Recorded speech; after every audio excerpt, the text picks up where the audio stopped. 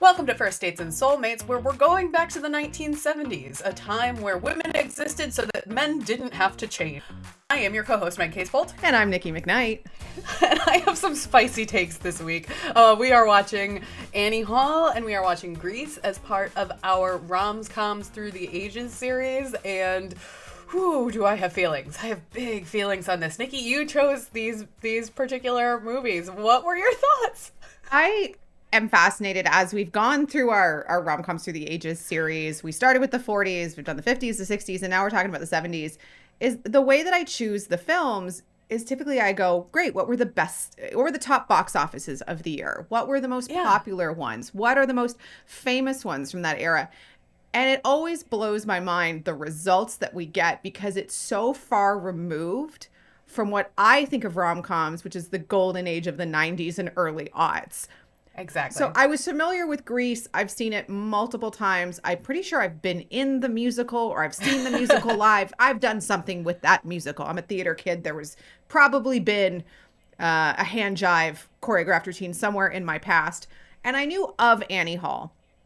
I have a very clear vision of Diane Keaton as Annie Hall with the vest, the tie, the hat, looking cool, looking bohemian, and then there's Woody Allen. But I knew nothing else about that film except that I'm pretty sure it won Best Picture that year. It did. It won over Star Wars.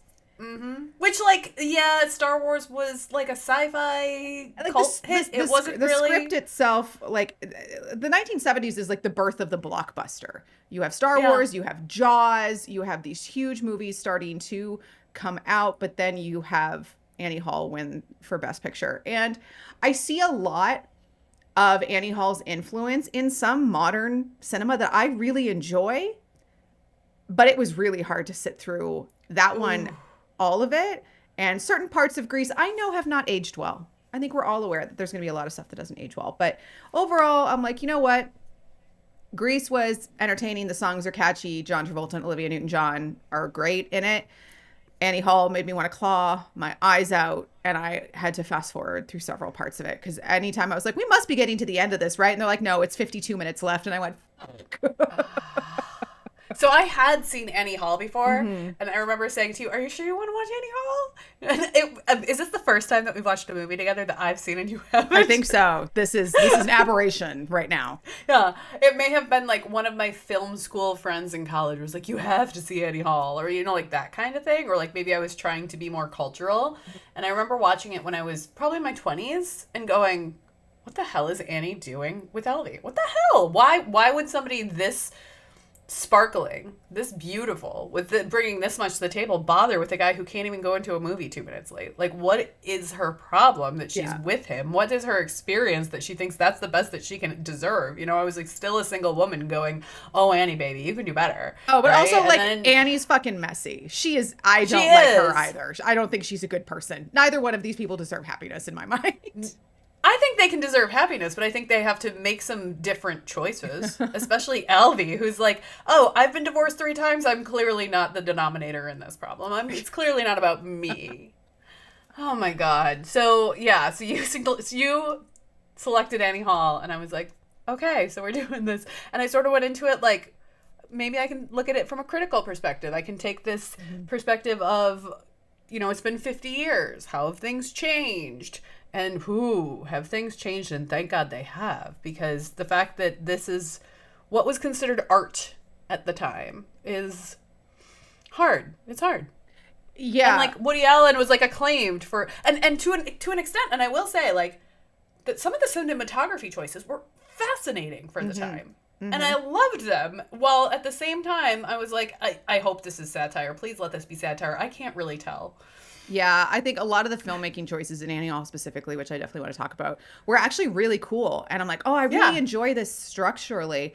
I do think we kind of have to hit on the Woody Allen of it all at the top here. Yeah.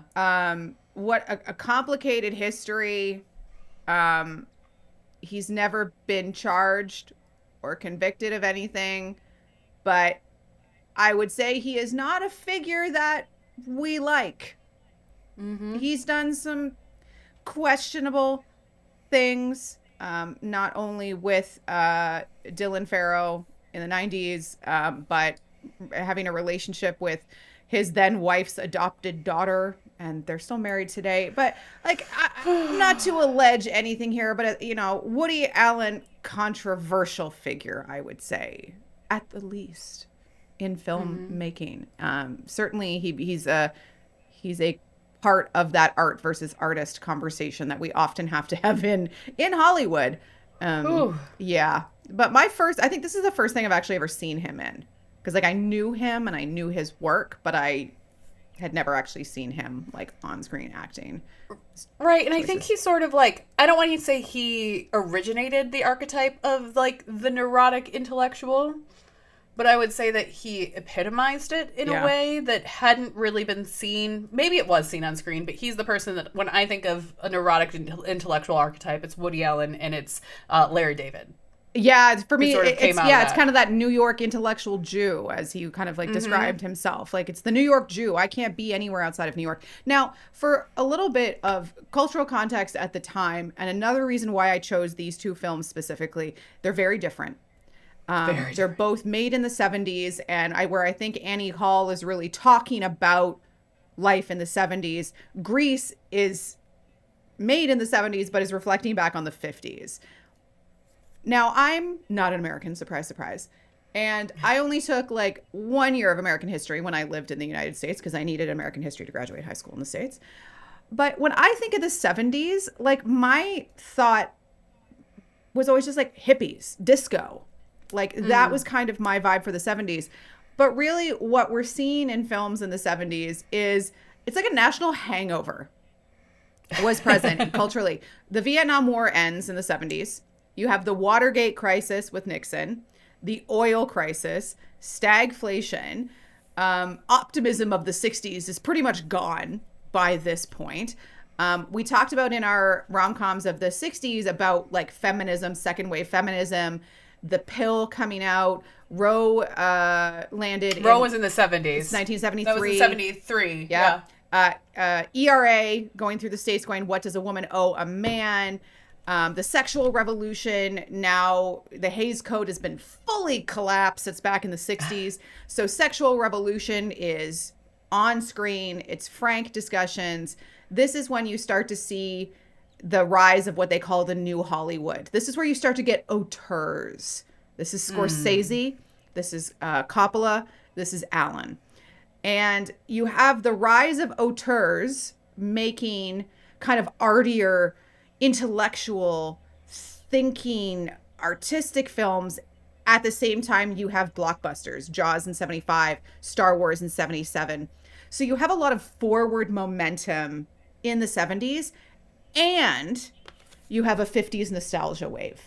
American Graffiti in 73, Happy Days in 74. The Grease stage musical came out in 71, and then the film adaptation coming out in 78. There's so much happening. It's like we want to move forward. We want to be smart. We want to be intelligent. And we want to go back to diners with soda pops with 2 straws and poodle skirts, because doesn't that seem nice and easy? But we still want birth control. Yes. Let's keep the birth control, but go back to the poodle skirts. They're so roomy. I can have chocolate shakes and not be like, oh my God, my pants are too tight. This is the upside. But the twin sets, not so much. Like, I feel like the sweaters are itchy. But there's a lot going on culturally at the time of both of these films that we definitely get to see and dive into a little bit. All right. Quick snapshot of both of these films if you have not seen them. Grease, 1978. We open with a summer fling between Sandy, played by Olivia Newton-John, the wholesome girl from Australia, and Danny Zuko, played by John Travolta, who's a T-bird, who can't be a soft boy. He must be a strong boy with so much gel in his hair. And they have this summer romance, and they separate, and we open up on the first day of school, and it turns out Sandy is actually moving from Australia to Rydell, and they run into Danny, and it's can I become good for the girl and can I become bad for the boy, and navigating teen pregnancy and relationships and who do I actually need to be worthy of the other person. And of course, it's a musical, lots of hand jiving, fun times. Stockard Channing is amazing.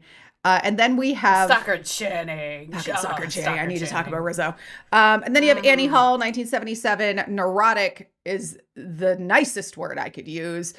New York City comedian Alvy, played by Woody Allen, is narrating the rise and fall of his relationship with Annie, who is an aspiring singer, kind of figuring out who she is. And the movie opens by telling you that they don't make it. They're broken up.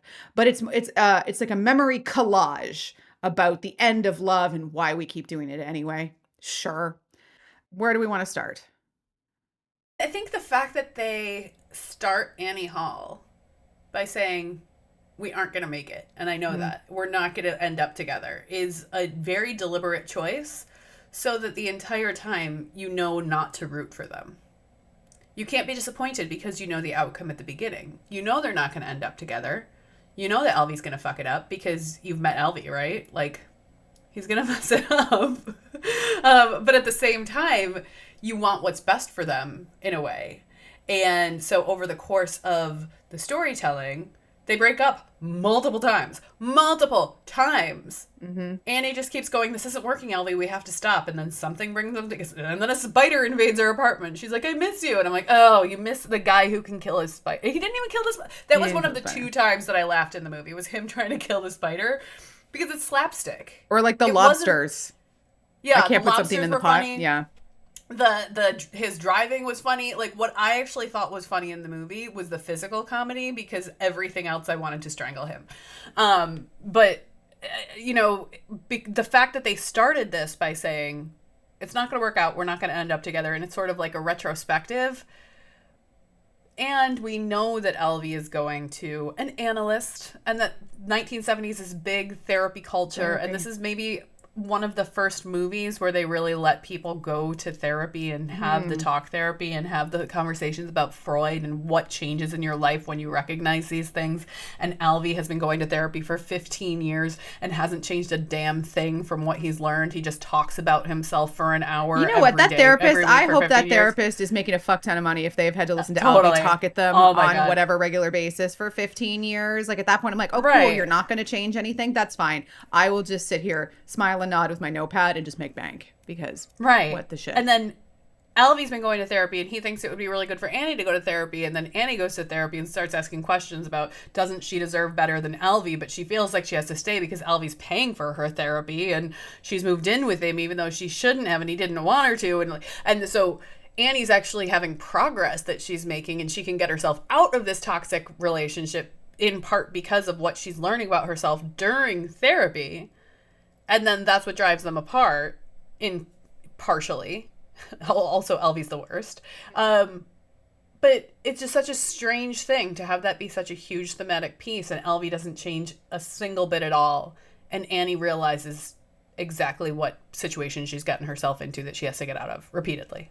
I love that you brought this up, because one of the themes I was noodling on was this idea of the woman being remade. And we talked about this a little bit when we talked about My Fair Lady in a previous installment in this series, that the woman is the one changing, and also that's either going to give her power and agency, or it's going to become yet another struggle for her now that she has it. So in Grease, Sandy gets rewarded for changing. She gets Danny. And granted, Danny does change. That's an interesting discussion to be had. But she's the one that's like, tell me about it, stud, and looks hot as She gets the musical number, though. She looks amazing in that film. But the woman is changing because she's learning, or her worldview is expanded. You know, she's left Australia. She's coming to Rydell, where everything is different. She sees the Pink Ladies, and at the sleepover, I think it's at Frenchie's house, they're drinking and they're smoking, and Rizzo is going out the window to go hook up with Kinnicky. Like, her worldview is expanding, and that changes her, and her reward is that she gets the guy, the sub reward being, you know what, the guy has actually changed for you too. Isn't that nice? In Annie Hall, you're bringing up that now that as Alvy is trying to make Annie into this different person, by doing that, he actually gives her the incentive to leave him, and it sets her free. Now, I don't like Annie as a character at all, but her change is the thing that sets her free, and I feel like this is a nice bridge between the nostalgia of the 50s with Sandy when we talked about My Fair Lady in the 60s, and now you've got Annie Hall kind of leaving behind Alvy or going out because she's obviously in a much better place and she's talked to her analyst or whatever, and she's singing and she's doing these things, which is a nice contrast. Annie ultimately leaves Alvy, and the movie would argue, I think, that she's better off for it. And Grease, I don't know how it would end up afterwards when she flies off into the sky with Danny, but she does get they'll always be together. Don't worry about it. They're fine. We have no reason to believe that anything will change.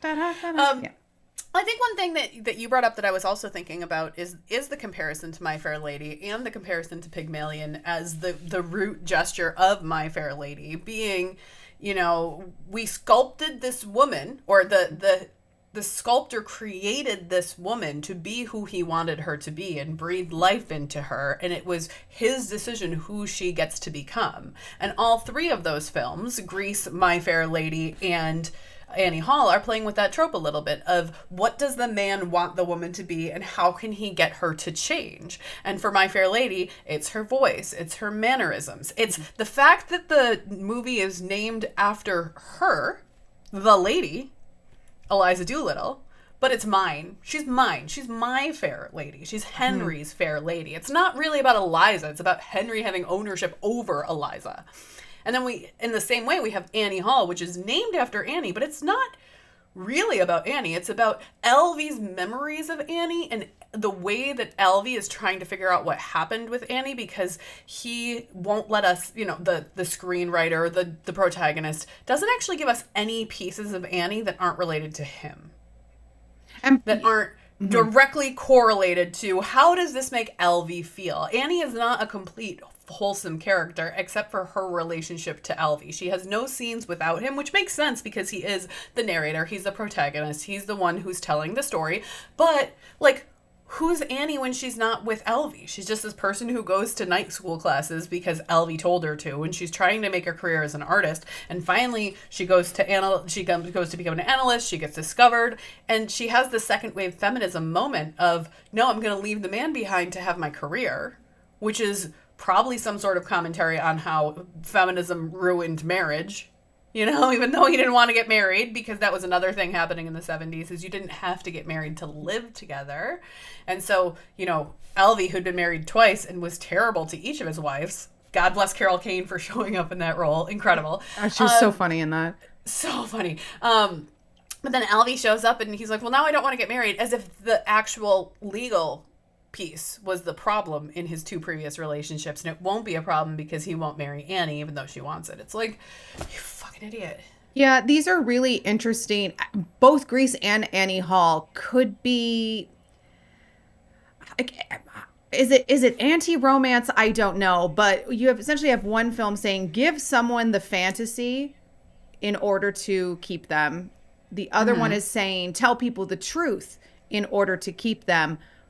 But one of them, they don't keep each other. They end. But also with Grease, it's like the giving up or not keeping is their identity.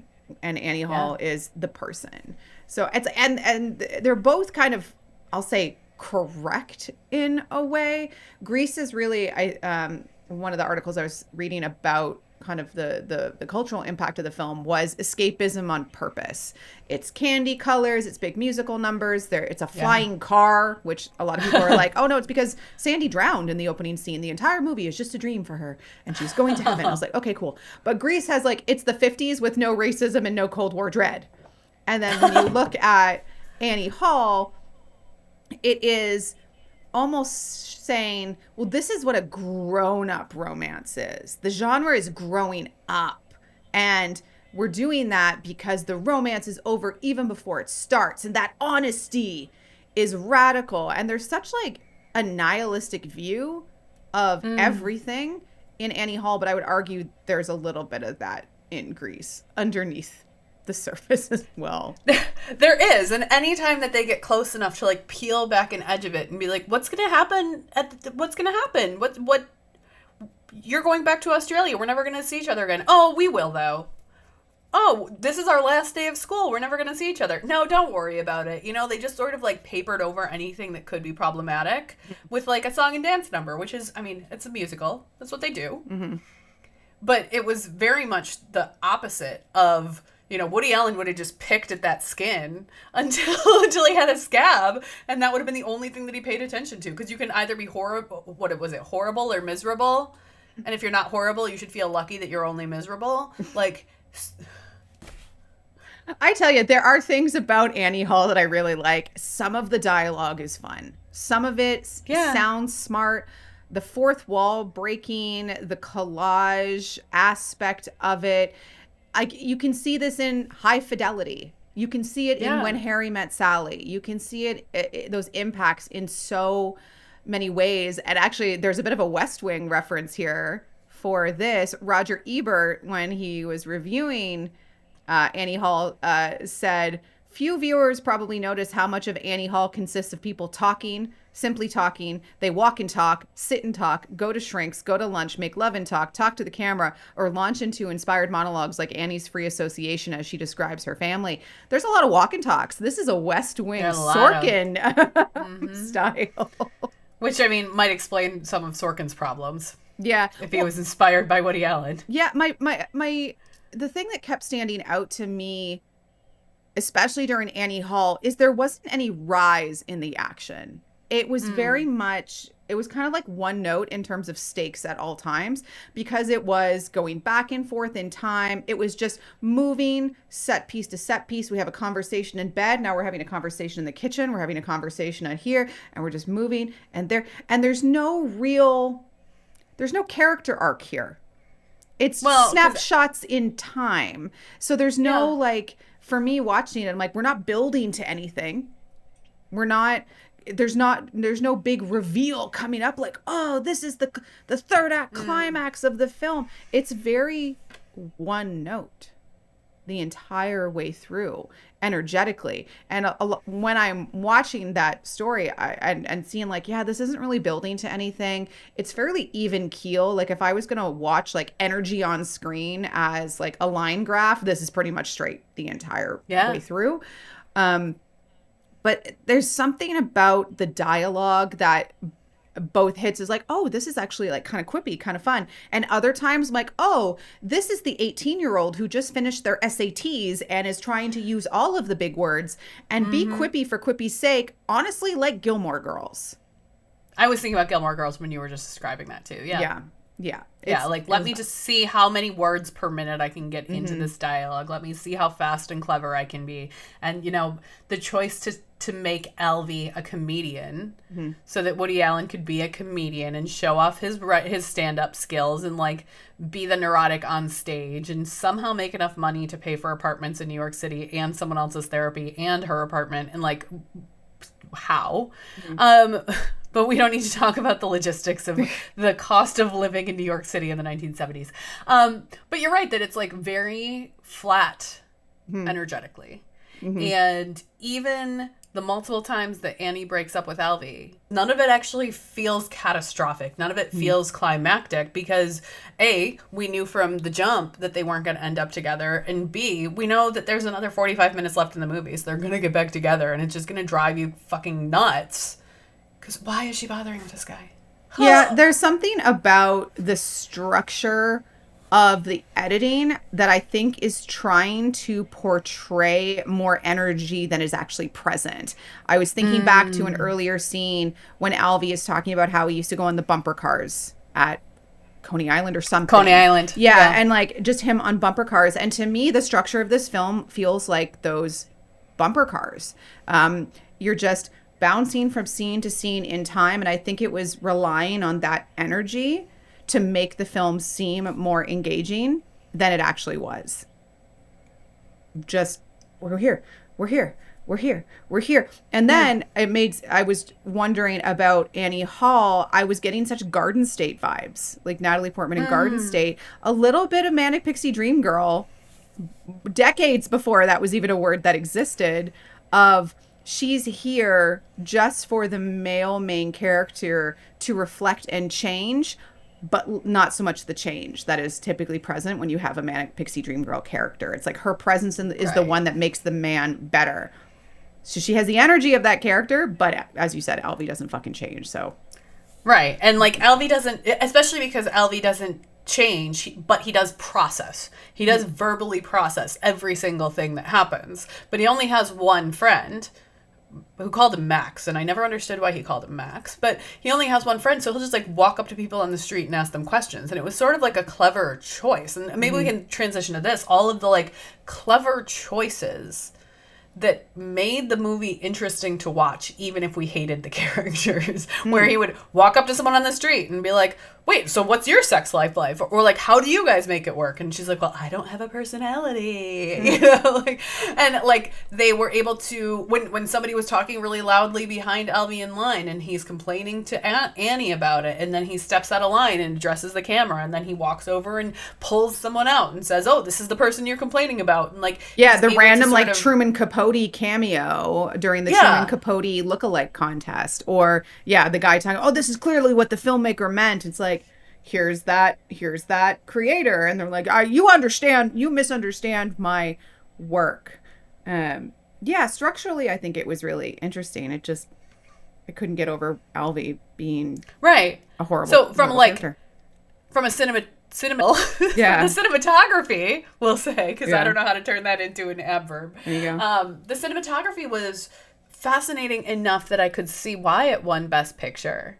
It was just the script that felt like complete self-indulgent, navel-gazing piece of shit. But like, I loved the way that they just randomly had animation taken in the middle, and you know, the way that when Alvy thought back on his childhood, he was in a house and it was shaking because he felt like it was right underneath Coney Island, and then they went to visit it later and they're standing in his memories and he's pointing things out and having these conversations with his friends. Like, there was a lot of really interesting filmmaking decisions in the movie itself, even if I didn't like the plot at all. Yeah, I think I liked a lot of them, but it also seemed to get a little bit high on its own supply at some point. Yeah. It just reminds me of like early 2000s films when CGI and VFX were really changing a lot, and people started to say, well, I don't need to do anything practical. I can just do everything in CGI, everything in VFX. And then it looks like garbage because they didn't have the talent or the technology or the money to actually make it look good. But they're like, but this is what's available to us. Green screen, lens flare, you know, all of these Dutch angles. And of course, we're just going to CGI that and do that. And then it just looks like shit. And it was like you let a child run amok in a computer studio and just make VFX everything. Yeah. That, I think it got to be too much in Annie Hall, that they're like the fourth wall I thought was really cool, but the animation, I'm like, why? This is you trying to be way too clever. Or bringing in Truman Capote, bringing in this thing. I'm like, this feels like you showing off that you know cool people and saying, do you want to stand in my movie for 20 seconds? Like, it felt self-centered, and at some point I really feel like it tipped the edge over from like artistic smart choices into self-indulgent like boyishness of, look how fucking cool I am and don't I sound smart. And I was like, oh, for fuck's sake, I can't sit through this. So how do we feel about the fact that Annie Hall is listed as a romance? Like a romantic comedy. I would argue like it probably could fit under a comedy. It has comedic beats. There are funny bits. It's a little bit of a darker comedy, maybe. I mean, it's about a relationship, but I wouldn't call it a romance. No. And that's, again, what I find fascinating on as we go through this series, what the genre, what criticism, what the public considered romance at the time, and also now looking back at it. They're like, yeah, of course, Annie Hall, one of the best rom-coms in the 1970s. It's like, oh, choices were made. But I also looked at the list of what are the best romances and rom-coms in the 1970s, and there really weren't a lot to choose from. It was a quiet decade because it was going to the blockbuster. It was going to the big sci-fi. It was like the themes were it was bitter romance, like The Way We Were, Streisand and Redford, which was just like a fucking sob fest. It's politics and incompatibility, and it doesn't end happy, and that's the point. Love Story in 1970, which is the love means never having to say you're sorry. You've got The Goodbye Girl in 77, which was the same year as Annie Hall, and that's Julia Louis-Dreyfus won an Oscar. There that was a little bit more mainstream rom-com. Then you've got Saturday Night Fever, which is John Travolta's like after Grease continued rise. And then you've got Harold and Maude being considered a rom-com, which is weird to me because that's about a 79-year-old and a 19-year-old using romance to talk about living, but to have that as a rom-com was choice. Well, I think like the 70s was a really the way that we thought about romance as a genre really changed in the 70s too, not just on the big screen, but also like 1972 is when The Fame and the Flower was released, which is the first really like sexually explicit written word on the page novel that was released. And Kathleen Woodiwiss wrote a 600-page novel that actually had people. It wasn't fade to black. It wasn't just a kiss. She went there and she had the real scenes, but they also all started from sexual assaults. Because that was the expectation of a woman can't just have desire. A woman can't just go out and get what she wants. She can't date, you know, this character escapes from her evil stepfather and then, you know, is taken by a ship captain and he, trigger warning, he rapes her and she gets pregnant and then they have to live together and then he continues to sexually assault her and then finally they fall in love, you know, like, so even in romance novels in the 70s, they did end up with a happy ever after. They were married, they had a baby, they're so happy. But like, what does it take to get there? How much trauma, how much angst, how much difficulty does a woman have to go through in order to find that happiness? How many terrible alpha men or beta men, I don't know, but how many terrible men does a woman have to go through to find somebody who's remotely decent? Yeah. And you know, Annie Hall is very much, that's the male gaze of the you know, beautiful woman who's like a little bit weird, but oh, isn't she amazing? But then we have the woman's approach of here's the novel written by a woman who the character still has to go through these traumatic situations in order to get her happy ending. Yeah, and on like to kind of shift sideways a little bit into Grease, something that I really noticed on this rewatch, outside of the bright, sparkling, fucking charming personalities of John Travolta and Olivia Newton-John, Yes. is kind of like the dark stuff underneath. Yeah. That you mentioned earlier. It's like, yeah, like they put like a bright, sparkling musical number on top of it, but you've got the fact that Danny and Kinnicky racing at Thunder Road, like that's essentially they're hanging out with another gang and they're racing for pink slips, and Craterface, who is clearly 5,700 years old, is like this thug who's meant to be in high school, or Rizzo, right.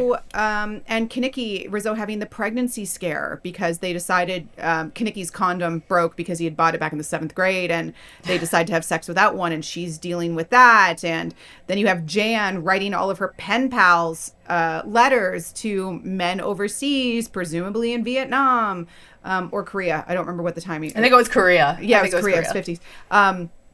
And like, or even at the dance at the high school at the end, Jan hitting on Vince Fontaine and him hitting on her back. It's like she's a fucking child. Yeah. You have all of it's. I don't want to call it like a seedy underbelly. I think that's editorializing a little bit too much. But there is some of these like darker aspects to what is on its surface, like a fluffy 50s nostalgic retrospective, which I do think was kind of an result of the 70s being like there's this it's not necessarily a quiet or seedy underbelly, but like a life cynicism. is hard. There's cynicism. Yeah. Yes, thank you. That's the word. I think that's a better word for it. There's a 50s nostalgia, but there's a 70s thing happening over the top of it where the economy is collapsing as this is being produced and being written. And I think also like a little bit of like, I don't want to say holier than thou, although that's the phrase that comes to mind, where it's like, it's based in the 50s, and therefore there's no birth control. Roe v. Wade hasn't gone through yet, but it's being made and watched in the 70s where it has happened. And so there's a little bit of like, oh, we fixed that problem now. Now we don't. Rizzo would just be on the pill and everything would be fine. So isn't that nice that we don't have to think about that anymore? I mean, wouldn't it be nice if we didn't have to think about it anymore? God. The more things change, the more things stay the same. Right, but there's all this progressive legislation coming through for women's rights and the second wave feminism and women having more rights in the workplace. And like, then we get these really nostalgic, well, don't we wish that it was still like that? Women would just keep their mouths shut feeling, you know? Yeah, what I found so funny about Grease, other than the fact that these guys, yes, clearly they're all 16, 17. Of course totally. They are. Like, this is definitely older actors playing things. And, you know, it's so 70s with the music, with Barry Gibb doing the opening Grease is the Word song was so funny. But was how they chose to portray these like cool, like this is the image of coolness. And there's just this scene that stuck out so much in my mind. I kind of had to pause it and go, huh. And it's early on. It's when everybody's coming back to school and the pink ladies run up to Kinnicky, or the boys run up to Kinnicky. Oh, it's when the boys run up to Kinnicky. And I don't remember the actor's name who plays Kinnicky, but he's like standing there and he's kind of like his hip cocked out and he has like this sneer, whereas like half of his face is up in his ear of like how he's holding his face. And he's got that pompadour coming over. And then how he and like Danny walk towards each other. It's like the cool guy walk. And it's how to portray coolness. I mean, they don't look that cool. No. But the swagger, and I think it actually kind of works that the actors are so much older than the characters, because it feels like the characters portraying or presenting a certain vision of masculinity and femininity. Like even the pink ladies, every time I say pink ladies, it makes me think of Pick a Little ladies in The Music Man. They're fluttery, they're large, they're bouncy, they're a little bit nuts. Except for Rizzo, who's kind of the foil to them. She's like the cool, aspirational one. Right. She shows up fully in black, but then she pulls her pink lady jacket just over her shoulders. She doesn't put it all the way on. Yeah, versus like Marty, Jan, and Frenchie are in the group. A little chaotic and a little bouncy and a little weird and big. And like, I just loved the physical choices there. And youthful and joyful and immature. And then we get Rizzo, who's like jaded. Yeah. And she's ready to be done with high school. And I remember like watching this when I was like maybe 14 and feeling like Sandy and feeling like, oh, I was the outcast. There were always kids who like didn't do what I did, or they were, you know, I had a certain, like, I felt like Sandy because I wanted to live my own life and not necessarily do what everyone else was doing. And now as a 40-something, I'm like, oh no, Rizzo had her shit. Like Rizzo's the one who had the right mindset. I love that you say that, because finally sees it. In what universe is the blonde, beautiful, popular cheerleader the outcast? I loved it. And I loved that when they're watching the football team from the bleachers during Summer London, and the football players are like tripping over their helmets, and the football players are not the good guys. They're not the ones to be aspired to. Like, they're just sort of background noise happening. Yeah, I love it when football teams end up like background noise. It happens in like Bring It On, and it happens in a couple other like teen films in the 90s and early aughts that I love. They're like, the football team's not that good. They're just there for high school color. It's fine. Yeah. Just ignore it. And I love that because I think so many of the later movies, it's like the football team is everything. Everyone wants to be the jock. Everyone wants to be the archetype. And this is very much like that's the anti situation. That's the last thing that you want. But then I also watch it and I'm like, okay, if you're really a greaser, if you're really not that into school, why the hell are you going to the school dances? Why are you the first one out there? Rallies. Like, there's no way that the guys who are that like anti-establishment are also the ones who are winning the dance competitions. And like, I know it's a musical. I have to just suspend my disbelief. But like, come on. Yeah, but like, I think it goes back to, while it's set in the 50s, it wasn't written in the 50s. There's the commentary on like, you know, what does it mean to show up as a certain type and then kind of mess with it. It's cynical. It's I think about Rizzo singing, there are worse things I could do than go Rizzo. With a boy or two. Like that song, I feel such a good representation of feminism in the 70s. Like I could be Alvy, but people look at him and go, oh my God, he's so good. I slept with a guy or two. Yeah. What does that make me? Like, we get to see like slut shaming a little bit more broadly now in the 70s, but fucking Stockard Channing is a champion. She's a champion in this film. I love her. Honestly, I will say the cast in this movie is great. All of them. I think they all do such a great job, even though they are clearly 47 years old. Like John Travolta's smile in the opening scene when Danny comes to school. I was like, I understand why he was so popular. I understand why he got famous and why he's a complicated person now. Oh my God. I just also, you mentioned greasers. I just want to tell a quick story. Is when I lived in Tokyo, there is a famous park in Tokyo called Yoyogi-Koen. And every Saturday, I think it is, Yoyogi turns into this like musical wondrous place where bands just set up on the side of the pathways in the park and they'll play music. So I saw so many concerts in Yoyogi, and these guys are selling their CDs and selling their merch. But there are these very famous rockabilly greasers in Yoyogi. And it's a bunch of men and women. They dress up as greasers, like the all leather, the swoopy pompadour, or the poodle skirts and the cardigans. And they literally just do like rockabilly dances to rockabilly music all morning in the park. They're very, very famous for it. So I just love that when I saw the greasers come on screen. I'm like, oh, this is like the old Japanese guys in Yoyogi-Koen, which was very, very fun. So, Nikki, what is it that you ship the most about rom-coms of the 70s in general? This is a struggle. Like, there's individual performances I like. There's individual choices that I like. But if I were to kind of sum up broadly this decade using these two films, I think it's creativity in filmmaking. There's some really interesting things. Annie Hall with the fourth wall breaking and the non-linear narrative style and how they're writing dialogue I find really interesting. And there are shades of that in terms of how they talk about Greece and kind of the super aware filmmaking style, which I really enjoy because I get to see impacts of it later in the 90s, 2000s, in future rom-coms, which I'm sure we're going to talk about when we eventually get to those decades. As much as I dislike the script, especially in Annie Hall, and Grease is catchy, but I don't love the story as much, I do think the filmmaking techniques are really interesting at this point as things start to get bigger, right? This is the birth of the blockbuster in the 70s, and I can start to see that the dial is going to be turned up on films as much as rom-coms are typically considered a quote-unquote smaller type of property. Meg, what about you? What do you ship the most about the rom-coms of the 70s? How far we've come. Looking back at it and going, not this. In the same way that Grease is in the 70s, looking back at the 50s and going, oh, I'm glad we're not there anymore.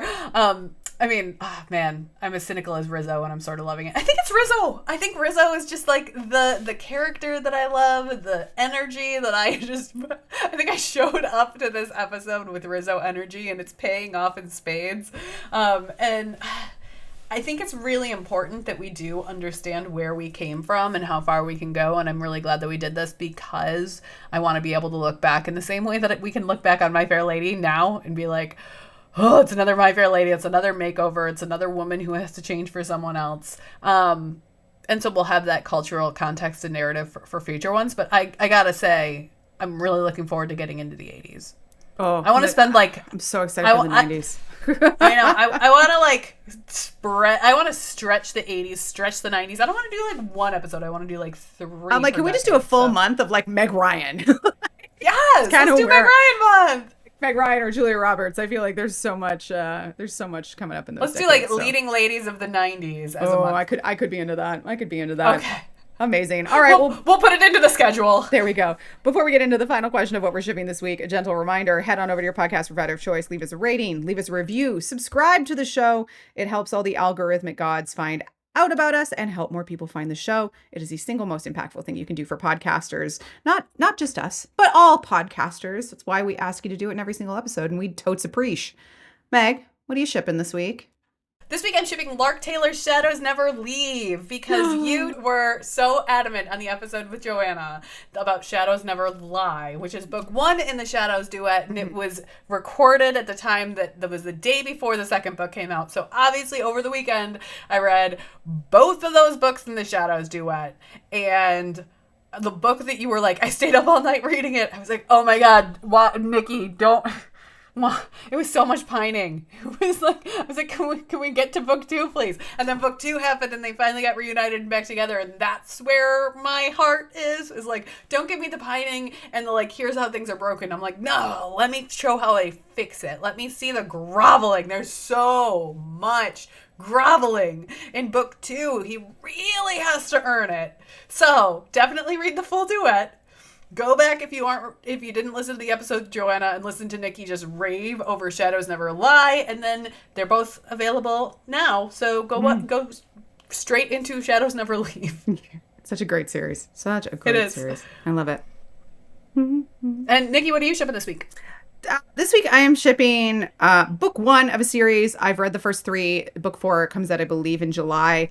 It is the Prince Pact series by Nora Phoenix. Book 1 is The Prince and the Player. So this series follows 4 European princes, not all of them like immediately in line for the throne. They're kind of from the extended royal family. They might be 3rd, 4th, or 5th in line for the throne. And you've got princes from Sweden, Norway. The last book, which isn't out, is about an English one. But it's all about these 4 princes who just want a year to go live a real life. So most of them go to the United States in some type of capacity. Most of them are like to go be students at a university in the United States, except for I think it's book 3. That prince is a little bit too old to go to college. So he's like, I would stand out. So instead he goes to coach hockey at a college in the US. But the first book, I feel like this is like Royal Rumspringa. Yeah, pretty much.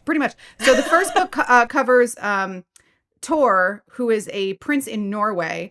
And when he was growing up, all he wanted to be was a professional soccer player. He got scouted to be a pro team, but obviously being royal, he couldn't do that. So he decides to go to the US for a year and play soccer for this really big team. They're at a college or university, and he starts clashing with the team captain. And the team captain, Farron, comes from like an impoverished background. His dad abandoned his family. His mom is taking care of him and his 2 siblings. So for him, his drive, of course, is I want to make money to take care of my family. And I have so many responsibilities on my head being the captain of the soccer team. And in walks this fucking Norwegian guy who's so good and plays a different style of football and is fucking with everything that I have going on. And of course, tension ensues, and it's very delightful. Book 2 covers a Dutch prince who goes to a college to do more with engineering. And his roommate knows who he is, and he's very quiet and reserved. Book 3 is a Swedish prince, I believe, and that he's the one that becomes a hockey coach because he's a little bit older than the others. And then book 4 that's coming out is the British one. But the number one thing I like about this, and this I'm always worried about this with Secret Identity, is the big reveal. Not only to the love interest, but to the world at large that, oh my God, these guys are princes. And I'm not going to spoil it, but I will say this book, all of the books out so far, handle this in such a low stress way that I was like, fantastic, I'm on board. Oh, you weren't just like a ball of nerves waiting No, to get to the final. I was so surprised. Okay, I was so surprised I was not, but I love how it's written. It's very entertaining. Amazing. All right, folks, that is it for us this week. Thank you so much. If you'd like to support the show, number one thing you can do, as we said, rate, review, and subscribe on your podcast provider of choice. Give us a follow on social media. We are at First Dates and Soulmates on pretty much all of the platforms. And if you've got a little money that you want to send our way, you can check out our show sponsorships at our website, firstdatesandsoulmates.com. You can subscribe to the show on Substack. Do it for 1 month. Do it for many months. All of those things are linked for you in the show notes. Coming up next week, we have a little deep dive into Grumpy Sunshine. We'll see you next week. Bye!